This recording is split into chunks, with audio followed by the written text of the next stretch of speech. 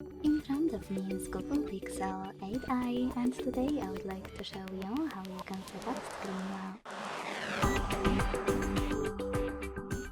Begin by opening Settings and scrolling down to access Security and Privacy. Then scroll down, click on Device Unlock and click on Screen Lock. Finally, access one of those local methods by tapping on the best one for you, pattern, PIN or password. Then create it, hit Next at the bottom right corner and repeat it to confirm it. Then select Confirm.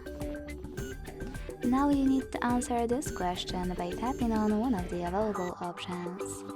How do you want the lock screen to display your notifications? Show all notification content, show sensitive content only when unlocked, or don't show notifications at all. Wherever you decided when you finished, hit Done. So now when I switch off my screen and turn it back on, I can see that pattern is required. Thanks so much for watching. If you enjoyed this video, leave a like, comment and subscribe. Bye!